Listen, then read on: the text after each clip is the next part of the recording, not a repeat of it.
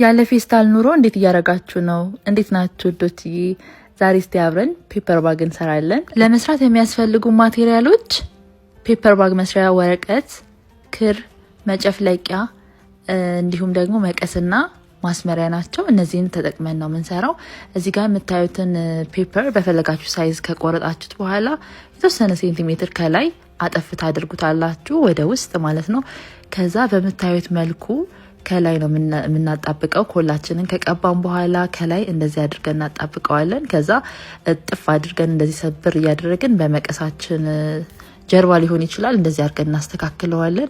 ከዛ በመቀጠል ከላይ ደግሞ እጄታ የምናደርግበት ወይም ወደ አፉ አካባቢ ላይም በተመሳሳይ ሁኔታ የተወሰነ እናጥፈዋለን። እንደዚህ በምታዩት ሁኔታ ካጠፍነው በኋላ እሱንም ይህን ቪዲዮ ፌቨራይት ላይ በማድረግ ሴቭ አድርጋችሁ ስቴፕ ባይ ስቴፕ እራሳችሁ እየሰራችሁ መለማመድ ትችላላችሁ። ከዛ ይሄንን ደግሞ እዚህ ጋር እንደምታዩት ከገለበጥነው በኋላ የተወሰኑ ሴንቲሜትሮች ገባ ብለን እናጥፈዋለን። በተመሳሳይ ሁኔታ ማጠፍ፣ መለካት እንዲሁም ደግሞ ማጣበቅ ብቻ ነው የፔፐር ባግ ስራ፣ ሌላ የተለየ ነገር የለውም። ከዛ እንደዚህ ጥፍ ካደረግነው በኋላ እንደዚህ ክፍት ካረግነው በኋላ እንደምታዩት በዚህ መልኩ እናጥፈዋለን። አያታ ስትሬቱን ጠብቃችሁ ማጠፍ ነው እዚህ ጋር። ከዛ በመቀሳችን ጀርባ እንደዚህ አድርገን በደንብ አድርገን እጥፋቱን እንዲዝልን አድርገን እናስተካክለዋለን። ከዛ አሁንም በተመሳሳይ ሁኔታ ስናጥፍ ቀጥ አድርገን ለማጠፍ መሞከር አለብን፣ መስመሩን ይዘን ማለት ነው። መስመሩን ተከትለን ከዚህ ወደዛ ያኛውንም ከዚህኛው ወደዛኛው እያደረግን እናጥፈዋለን። ሁሉንም በዚህ መልኩ ካጠፍነው በኋላ እንደገና ከፍተነው የተወሰነ ፔፐር ከውስጥ እናደርግለታለን። ያንን አለማድረግ የምትፈልጉ ከሆነ ደግሞ ትንሽ ስታጥፉ አለፍ እያላችሁ ብታጥፉ ታሪፍ ነው።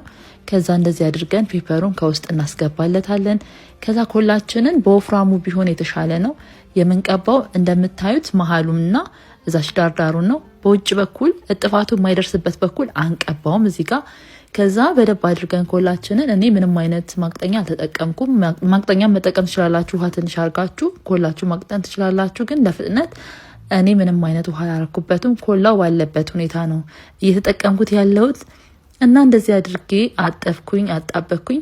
ከዛ ቀጣይ ስቴፕ የሚሆነው ጎንና ጎኑን አያችሁት አይደለ? መስመር ለመስመሩ ቀጥታ ከአንዱ መስመር እስከ ጥግኛው ድረስ በዛ መልኩ አድርገን እናጥፈዋለን።